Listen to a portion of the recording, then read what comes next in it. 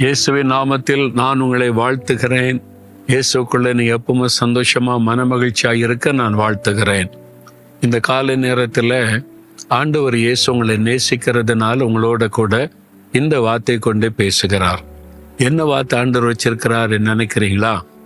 உலகத்தில் ரொம்ப காஸ்ட்லியானது என்னது சொல்லுங்க? வெளியேற பெற்றாரு. சில முத்துக்கள், மாணிக்கம், அதாவது டைமண்டு, அதெல்லாம் விலையேற பெற்றது இருக்குது. சாதாரணமாக எல்லா வீடுகளிலும் பயன்படுத்துகிற விலையேற பெற்ற பொருள் எதுன்னா தங்கம். இந்த பொன் இப்போ விலை ரொம்ப ஏறிட்டு போயிட்டு, தங்கம் வாங்குறதே ரொம்ப கஷ்டன்ற ஒரு சூழ்நிலை இல்லை? தங்கம் அந்த அளவிற்கு ரொம்ப விலையேறி போயிட்டு ரொம்ப கஷ்டம். உங்கள் வீட்டில் ஒரு 10 பவுன் நகை இருந்தாலே பெரிய விஷயம் அப்படின்ற மாதிரி ஒரு சூழ்நிலை உண்டாக்கி விட்டாரு. சிலர் 100 பவுன்லாம் வச்சுருக்காங்களாம், கிலோ கணக்கெலாம் வச்சுருக்காங்களாம். அது ரொம்ப பெருமையாக நினைப்பாங்க, இவ்வளோ தங்கம் வச்சுருக்கோன்னு.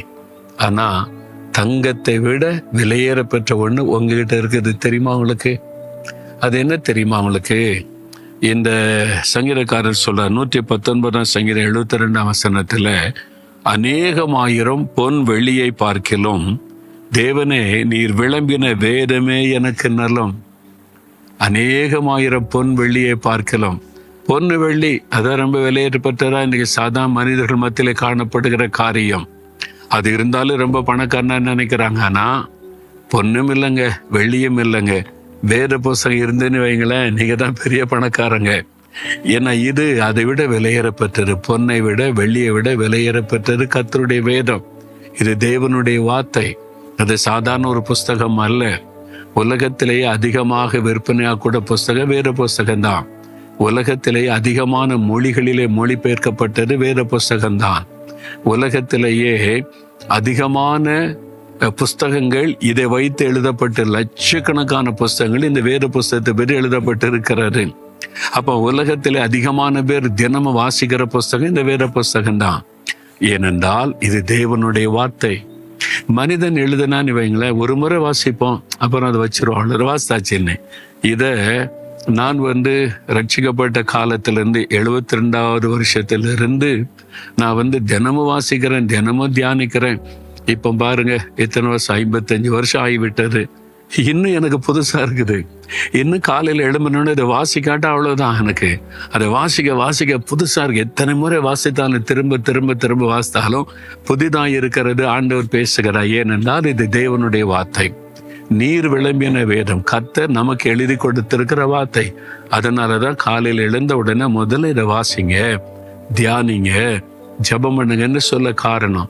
இதை ருசிச்சிட்டீங்கன்னு வைங்களேன், உங்களால அப்புறம் வாசிக்காம இருக்க முடியாது. தினம் காலையில எங்க போனாலும் இது இல்லாம என்னால போக முடியாதுங்க. இது இருக்கணும், என் கூடவே இருக்கணும். இது பெட்டியில புஸ்தகம் வச்சு பெருசா வச்சிருப்பேன்னா, நான் கைப்பைக்கு வச்சிருந்தா அதுல புதிய ஏற்பாடு வச்சிருப்பேன். நான் ஏர்போர்ட்ல இருந்தா விமானத்தில் ஏறி உட்காந்து அதை வாசிக்கிறதுக்கு திரும்ப திரும்ப திரும்ப எத்தனை முறை வாசித்தாலும் சலிக்கிறது இல்லை. அதுதான் கர்த்தருடைய வேதம். நீங்க வாசித்து பாருங்க, நீங்க தியானிச்சு பாருங்க, உங்க வாழ்க்கையில இதுதான் முதன்மையான இடமாய் மாறிவிடும். அப்ப தேவனுடைய வேதம் தான் பெரிய பொக்கிஷம்.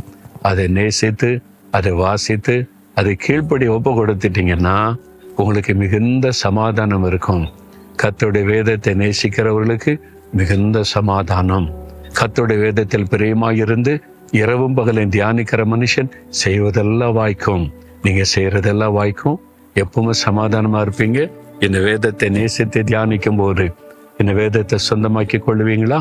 உங்களுக்கு ஒரு வேத புஸ்தகம் இல்லாட்டா ஒன்று வாங்கி கொள்ளுங்க. எங்க வாங்கணும் எப்படின்னு தெரியலன்னா எங்களுக்கு தெரியப்படுத்துங்க. இலவசமாவே நாங்க உங்களுக்கு ஒன்று அனுப்பி வைப்போம். எந்த மொழியில வேணும்னு கேட்குறீங்களோ உங்களுக்கு அனுப்பி வைப்போம். இது ஆண்டவருடைய வேதம்.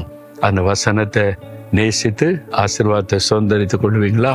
ஆண்டவரே, உம்முடைய வேதம் எனக்கு மன மகிழ்ச்சி. பொன் வெளியே பார்க்கல, உம்முடைய வேதம் தான் விலையேற பெற்றது.